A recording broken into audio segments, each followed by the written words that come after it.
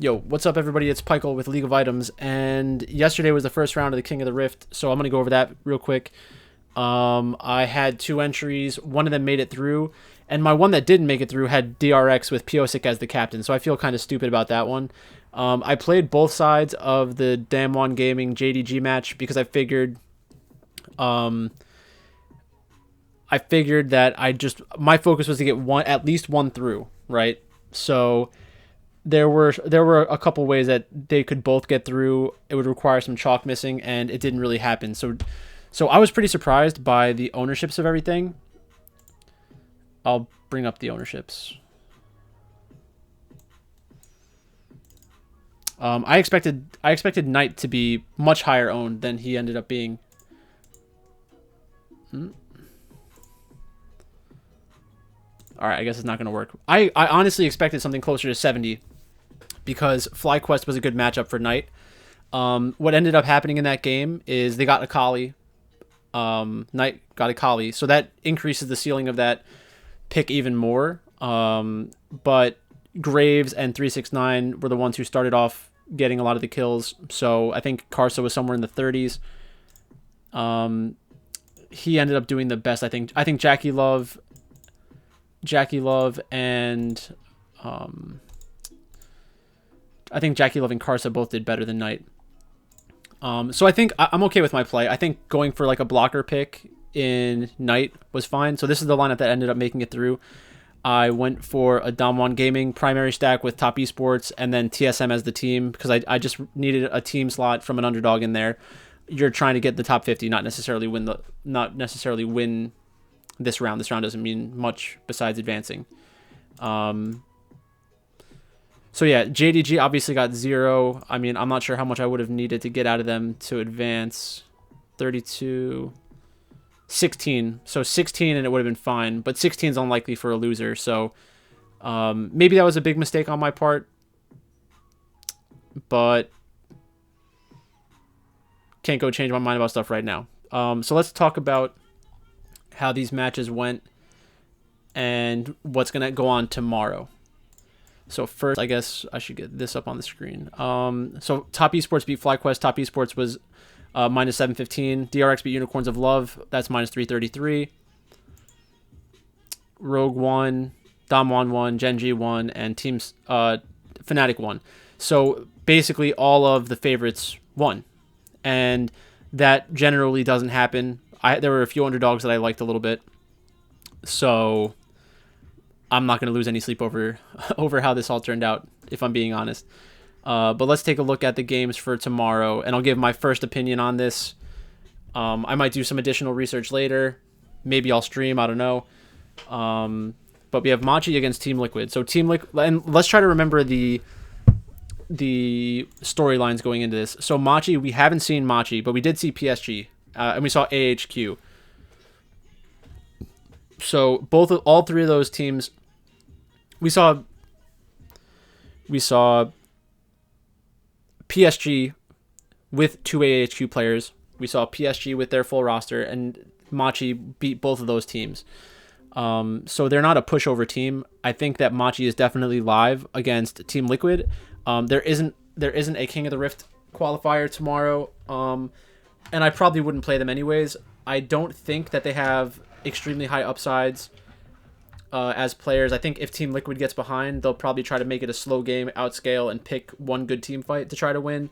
And if Team Liquid is winning, it's going to depend on Machi to kind of throw themselves at Team Liquid at objectives. So this is a game where we will probably see some ownership on Team Liquid, barely anything on Machi. So Machi's a good play for DraftKings, in my opinion. At least I'll be trying to fit them in lineups, depending on how much salary relief I need. But this is 4,400. So this is the third smallest underdog on the slate. So let's go next. G2 is favored over Suning. I don't need to keep talking about this. I'll have some Suning lineups. I think it makes a lot of sense to have Suning with double dog teams and also with as many favorites as possible. I think that's a good spot to get leverage over the field. G2 will probably be popular. And I'm not saying G2 doesn't have a chance. I just think that I think that Suning should be the favorite based on their performance in the summer. So maybe also look at a real life bet there. Rogue against Damwon. If you play Rogue and you win, good job. You'll be with very few people. This is the kind of game where you'll see 3 to 6% ownership on Rogue. And after their performance today, Damwon will probably be the most popular team, which is why they are one of the most expensive teams. They are the second most expensive in some roles and first in others. Damwon, yeah. Ghost is kind of low. I guess you could try to get a Ghost captain stack. Damwon's minus 500. PSG talent against JDG. I'm not betting against JDG. Some people may think that JDG looked bad today against Damwon. I just think it was kind of a result of how the early game played out. So I'm not going to freak out about that. Oh, the music wasn't on.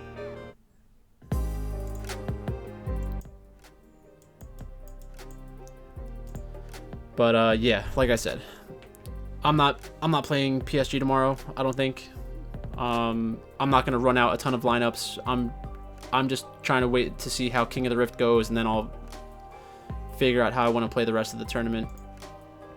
The rest of Worlds, I mean, because I typically do okay at Worlds. Last year I won the final tournament for a couple thousand. But let's not live in the past. TSM against Genji. Genji is going to be popular again. TSM will probably be 3 to 6% owned, just like Rogue. So like this one is a question mark. I think Suning is going to be a popular underdog now that I'm looking at it more closely. Rogue, PSG, TSM are all probably going to be in 3 to 6% range. LGD is a huge underdog. So boom, boom. Those two teams are going to get some decent ownership. I'll probably fade Fnatic. That's basically it. I don't want to go too in depth with these. I think a lot of the narratives are pretty obvious.